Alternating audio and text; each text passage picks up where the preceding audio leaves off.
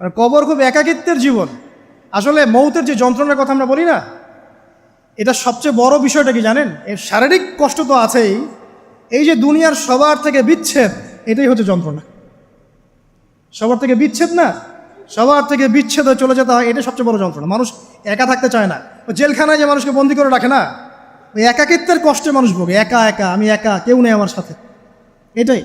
এর উপর যদি আবার টর্চার করা হয়, রিমান্ড দেওয়া হয়, তাহলে কি অবস্থাটা হবে বোঝেন। এই হলো কবর, এই হলো কবর। একটা ঘটনা বলে শেষ করে দেই, যে একজন ব্যক্তি মারা গেছেন, আর মুসা আলাইহিস সালামের সময় মানে বানু ইসরায়েলের কোনো এক নবী, আমি ঠিক নাম বলতে পারবো না যে কোন নবী, কারণ নামটা হাদিসে আসে নাই, কোনো একজন নবী আল্লাহর কাছে দোয়া করছেন, আল্লাহ মৃত মানুষের সাথে আমার একটু কথোপকথন করায় দাও। আমি জাস্ট একটু কথাবার্তা বলতে চাই যে মৃত মানুষটা কেমন আছে বা তাদের অবস্থাটা কি, আমি জানতে চাই।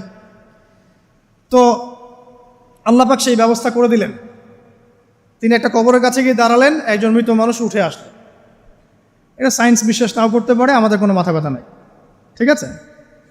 তো এবার তিনি তাকে জিজ্ঞাসা করছেন যে তুমি কেমন আছো, তুমি কেমন আছো, এই মুর্দাকে জিজ্ঞাসা করছেন। তিনি বলছেন যে আজকে থেকে প্রায় 500 বছর আগে আমার মৃত্যু হয়েছে।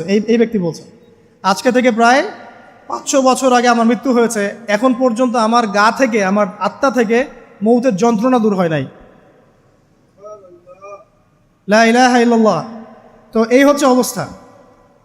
তা আমরা ব্যক্তিগত চিন্তাটা আগে করি, নিজের ফিকির, নিজের কবরের ফিকির, নিজের এলেম, নিজের আমল, নিজের পরিবার, নিজের রিজিক। যাদের জন্য হারামে যাচ্ছেন, কেউ সাথে যাবেন, কেউ সাথে যাবে না, না আপনার গার্লফ্রেন্ড, না আপনার বউ বাচ্চা, কিচ্ছু না।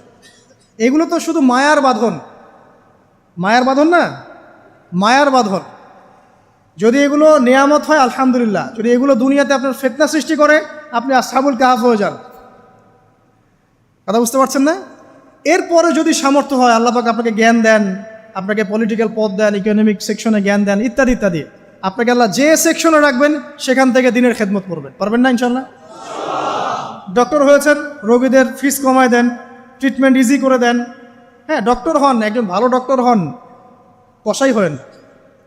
ইঞ্জিনিয়ার হন, একজন সৎ ইঞ্জিনিয়ার হন, চোর হন। আপনি যেখানে থাকবেন সেখান থেকেই আপনি খেদমত করতে পারবেন। সবাইকে আলেম হতে হবে জরুরি না, সবাইকে দায়ী হতে হবে জরুরি না, এবং সবাই এটা হতেও পারবে না। এভাবে জাতি গঠন হয় না।